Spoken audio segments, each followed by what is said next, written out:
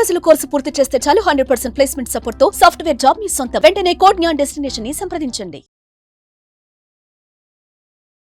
నమస్తే, welcome to Suman TV. నేను మీ Suman TV Usha. ప్రతి ఒక్కరు కూడా ఒక కొత్త సంవత్సరం వచ్చింది అనగానే ఈ సంవత్సరానికి సంబంధించి మా రాసుల వారికి ఏ విధంగా ఉండబోతుందని అడుగుతుంటుంటారు. ఎస్పెషల్లీ అందులో మగవారి కనుక మనం చూసుకుంటే మా జాతక చక్రం ఏ విధంగా ఉండబోతుంది, బిజినెస్లో మేము రాణించగలుగుతూ ఉంటుంటామా, వివాహానికి సంబంధించి మేము డెసిషన్స్ తీసుకోవచ్చా, సంతానానికి సంబంధించి ఏ విధంగా ఉండబోతుంది అండ్ దాంతోపాటు ఆర్థిక విషయాలలో మాకు ఈ సంవత్సరం ఏ విధంగా కలిసి వచ్చే అంశాలు ఉన్నాయని అడుగుతూ ఉంటుంటారు. మరి వీరందరికీ కూడా ఏ విధంగా ఉండబోతుంది, ఒక్కొక్క రాశి వారు ప్రత్యేకించి ఏ విషయాల్లో జాగ్రత్త వహించాలో మనతో పాటు ఉమాదేవరకొండ గారు ఉన్నారు, ఆయన అడిగి తెలుసుకుందాం. నమస్తే ఉమా గారు. నమస్తే అమ్మా. మేషరాశి మగవారి కనుక మనం చూసుకుంటే గుణగణాలు ఏ విధంగా ఉంటాయి అంటారు? సంవత్సరాంతం కనుక మనం చూసుకుంటే ఏ సంవత్సరానికి ఆ సంవత్సరం ఫలితాలు మారతాయని చెప్తూ ఉంటుంటారు. సో ఈ సంవత్సరం వీరికి ఏ విధంగా ఉండబోతుంది అంటారు? మేషరాశికి సంబంధించి 3 నక్షత్రాలు ముఖ్యంగా ఉంటాయండి. అశ్విని 1, 2, 3, 4 పాదములు, భరణి 1, 2, 3, 4 పాదములు, కృత్తిక 1వ పాదం దాకా ఈ యొక్క మేషరాశిగా పరిగణించబడతారు. మేషరాశిలో జన్మించినటువంటి ఎవరైనా సరే ముఖ్యంగా అధిపతి కుజుడు అవుతాడు కాబట్టి చాలా ఫాస్ట్ గ్రాస్పింగ్ పవర్ ఉండేటువంటి శక్తి సామర్థ్యాలు వీళ్ళకు ఉండే అవకాశాలు చాలా ఎక్కువ ఉంటాయండి. దాంతోపాటు ఎప్పుడైతే ఈ మేషరాశిలో ఉండేటువంటి 3 నక్షత్రాలకు అశ్విని దేవతలు, శుక్రుడికేమో భరణికేమో యముడు, కృత్తికేమో అగ్ని భగవానుడు కాబట్టి ఖచ్చితంగా పని చేయడంలో వీళ్ళ తర్వాత ఎవరైనా మొదట అశ్విని దేవతలు డాక్టర్కి సంబంధించినటువంటి వాళ్ళు కూడా చాలా ఉత్సాహంగా, ఎనర్జెటిక్గా, యాక్టివ్గా పనిలో ముందుకు దూకి ఆ పనిని సాహసోపేతంగా చేసేటువంటి శక్తి సామర్థ్యాలు ఉన్నవాళ్ళు. ఇంకా 2 భరణి యముడు కాబట్టి డ్యూటీ మైండెడ్ పీపుల్ అండి. ఏదైనా సరే చేసి తీరాలి అంటే చేసి తీరాలి అంతే. 3వది అగ్ని కాబట్టి ప్యూరిటీ అంటే ఒక ట్రాన్స్పరెన్సీ, వాళ్ళలో ఉండేటువంటి ఒక నిజాయితీ అని చెప్పచ్చు. మేషరాశి జాతకులు చాలా నిజాయితీ పరులు, ధర్మపరులు. వాళ్ళ ఇంట్లో వాళ్ళు తప్పు చేసినా ధర్మం ఎటుంటే అటువైపే వాళ్ళు నుంచుంటారు తప్ప వాళ్ళు బెసగే టైపు మాత్రం కాదండి. మేషరాశి వాళ్ళకి అధిపతి ఎప్పుడైతే కుజుడు అవుతాడో వీళ్ళకి ఇన్ జనరల్గానే 2వ హౌస్ శుక్రుడు అవుతాడు కాబట్టి మాట్లాడేటువంటి విధానంలో కూడా 10 మందిని అట్రాక్ట్ చేసేటువంటి గుణం అనేటువంటిది వీళ్ళకి ఎక్కువగా ఉంటుంది. తర్వాత 4th హౌస్లో చంద్రుడు, సో అధిపతి చంద్రుడు అవుతాడు కాబట్టి కుటుంబపరమైనటువంటి సపోర్ట్ వీళ్ళకి ఎప్పుడూ అందుతూ ఉంటుంది. మాతృ సంబంధించినటువంటి సపోర్ట్ కూడా, తల్లి సపోర్ట్ చాలా ఎక్కువగా ఉంటుందని మేషరాశి వాళ్ళకి. తల్లితో అనుబంధం కూడా చాలా గట్టిగా ఉంటుంది. ఇకపోతే మేషరాశిలో జన్మించినటువంటి వాళ్ళకి మగ సంతానం కలిగింది అనుకోండి, వీళ్ళకి అద్భుతమైనటువంటి రాజయోగం పడుతుందని చెప్పచ్చు. సో అద్భుతమైన రాజయోగం, అందులోనూ మఖా నక్షత్రంలో జన్మిస్తే మేషరాశి వాళ్ళకి రాజయోగమే. ఓకే.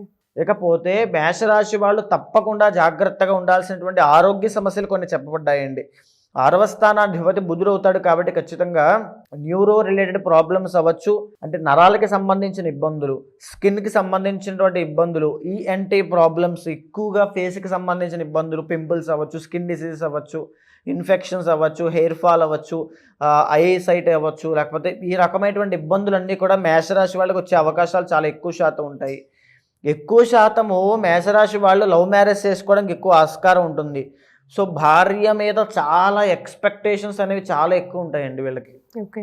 భార్య నాకు రాబోయేటువంటి అమ్మాయి అలా ఉండాలి, ఇలా ఉండాలి, నాకు అలా కావాలి, ఇలా కావాలి అనేటువంటి చాలా ఎక్కువ ఉంటాయి వీళ్ళకి. వాళ్ళకి ఎక్స్పెక్టేషన్స్ చాలా ఎక్కువ. కానీ కొన్ని నక్షత్రాలు, ఈ యొక్క అశ్వినికి నిరాశ మిగులుతుంది, భరణికి కూడా కాస్త ఇబ్బందులు ఉంటాయి మ్యారీడ్ లైఫ్లో, కృత్తికకి పర్వాలేదు.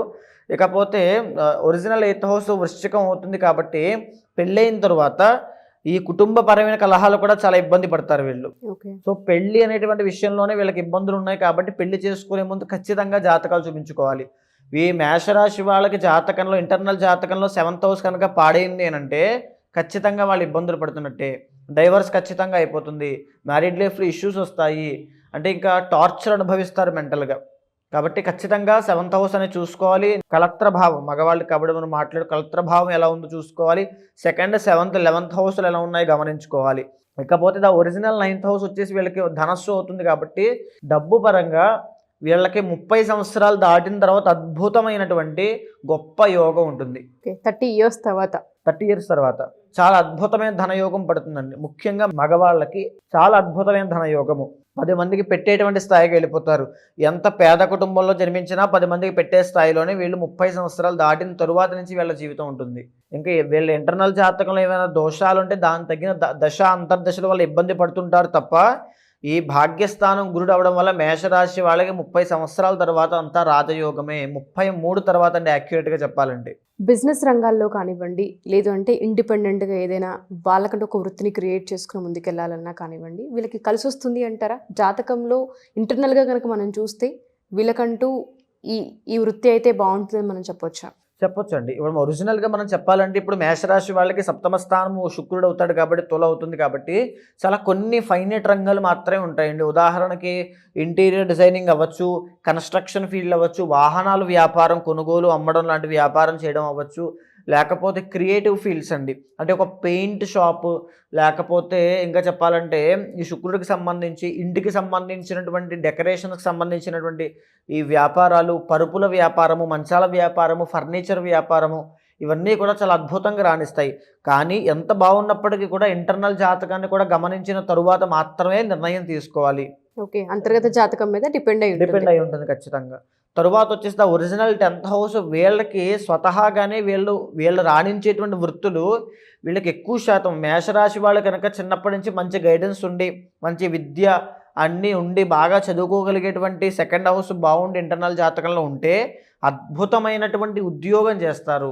ఓకే, లేకపోతే ఆ గైడెన్స్ అవి కనుక ఎక్కడైనా తప్పితే చిన్న కంపెనీలో ఉద్యోగము అంటే మనం చేస్తే ఒక చిన్న ఎంప్లాయీ 20,000కి 30,000కి పనిచేసేటువంటి చిన్న ఎంప్లాయీ, చిన్న గవర్నమెంట్ ఎంప్లాయీ, చిన్న ఇండస్ట్రీలో పనిచేసేటువంటి ఈ ఉద్యోగి, చిన్న ఫ్యాక్టరీలో పనిచేసే ఉద్యోగుల కింద, కార్మికుడి కింద ఈ మేషరాశి వాళ్ళు ఉండిపోయేటువంటి అవకాశాలు కూడా ఎక్కువ శాతం ఉంటాయి. మేషరాశి వాళ్ళ జీవితంలో సక్సెస్ రావట్లేదు అని అంటే అది జీవితంలో ఇంటర్నల్ జాతకంలో ఉన్నటువంటి దోషం మాత్రమే. దీనికి తోడు వీళ్ళకి కనుక ఏ కాలసర్ప దోషం ఉంది అని అంటే జీవితంలో ఎదగడం చాలా కష్టము. అయితే ఒరిజినల్ 11th హౌస్ శని అవుతాడు కాబట్టి వీళ్ళ ఇంట్లో పెద్దవాళ్ళ వల్ల అంటే ముసలి వాళ్ళు కానీ పెద్దవాళ్ళు కానీ అంటే 4 fathers అంటే పెద్ద తాతయ్యలు అవ్వచ్చు, వాళ్ళ వల్ల వీళ్ళకి కాస్త ఇబ్బందులు వచ్చే అవకాశాలు ఎక్కువ ఉంటాయి. ఓకే, వాళ్ళ వల్ల చాలా ఇబ్బంది వచ్చే అవకాశాలు చాలా ఎక్కువ శాతం ఉంటాయి.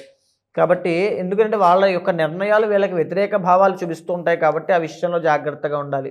అదేవిధంగా ఒరిజినల్ 12th హౌస్ గురుడు కాబట్టి ఎంత సంపాదిస్తారో 33 సంవత్సరాల తర్వాత అంతే విపరీతమైన ఖర్చు అయిపోతుంది. విపరీతమైన దాన ధర్మాలకి, దేవుళ్ళకి, అన్నదానాలకి, తరువాత ఆధ్యాత్మికతకి, తర్వాత ధార్మిక సంస్థలకి, ఆర్గనైజేషన్స్కి వాటికి దానం చేయడము, 10 మందిని ఎప్పుడూ కాపాడాలి అనేటువంటి ఉద్దేశంతో వీళ్ళు ఉండడం వల్ల ఆ డబ్బులన్నీ కూడా ధార్మిక పరంగానే వీళ్ళు వినియోగించడం వల్ల డబ్బులన్నీ కూడా వాటికి అయిపోతుంటాయి, చారిటీస్కి ఎక్కువ వెళ్ళిపోతుంటాయి. సో ఈ రకంగా వీళ్ళ యొక్క క్యారెక్టరిస్టిక్స్ ఉన్నప్పుడు ఈ 2025 సంవత్సరంలో కొన్ని ప్రత్యేకమైన మార్పులు సంతరించుకోబోతున్నాయండి. ముఖ్యంగా ఇప్పుడు భాగ్యస్థానంలో ధనస్సులో రవి బుధులు ఉన్నారు, అదేవిధంగా కుంభంలో శుక్రశనులు ఉన్నారు కాబట్టి కొన్ని గ్రహాలు మేషరాశి వారికి ఇప్పుడు యోగిస్తున్నప్పటికీ కూడా 2025 సంవత్సరము మార్చి 30 తరువాత దగ్గర నుంచి వీళ్ళకి ఏలినాటి శని స్టార్ట్ అవ్వబోతుంది. ఇప్పటిదాకా లేనటువంటి ఏలినాటి శని మార్చి 30 తర్వాత వీళ్ళకి రాబోతుంది. 7.5 సంవత్సరాలు ఉంటుందండి ఏలినాటి శని అంటే. 2.5 into 3, 2.5 టోటల్ 7.5 years. ఇప్పుడు వచ్చేటువంటి ఏలినాటి శని 12వ స్థానంలో శని కాబట్టి విపరీతమైన డబ్బులు లాస్ అవ్వడము, ఎంత కష్టపడినా ఫలితాలు లేకపోవడము, అభివృద్ధి అనేటువంటి ఉండదు, అవమానాలు పడుతుంటారు, అయిన వాళ్ళతోనూ కానవాళ్లతోనూ మాటలు పడేటువంటి పరిస్థితి వస్తుంది. తరువాత చూసుకుంటే తల దగ్గర నుంచి ఊపిరితిత్తుల వరకు వచ్చేటువంటి ఆరోగ్య సమస్యల వల్ల ఈ యొక్క మేషరాశి వాళ్ళు ఈ యొక్క మార్చి 30 దగ్గర నుంచి 2.5 సంవత్సరాల పాటు ఇబ్బంది పడేటువంటి యోగం రాబోతోంది. కానీ ఎంత ఉన్నప్పటికీ కూడా వీళ్ళకి ఈ సంవత్సరంలో కాస్త కలిసి వచ్చేటువంటి అంశం ఏమిటంటే 11వ స్థానంలోకి మే 18వ తారీఖు తర్వాత రాహు రాబోతున్నాడు. అది రావడం వల్ల ఈ శని దోషాన్ని ఓవర్కమ్ చేస్తూ రాహు యొక్క బలం ఉండడం వల్ల, బిగ్ ప్లానెట్ అయిన రాహు అనుగ్రహం ఉండడం వల్ల ఆర్థికంగా ఎంత ఖర్చు అయినప్పటికీ కూడా మళ్ళీ ఏదో ఒక రూపంలో డబ్బులు అందుతూనే ఉంటాయి. సో ఆ సర్కిల్ అనేది జరుగుతూ ఉంటుంది. కాస్త అది ఉపశమనం కలిగించే అంశం ఉంది.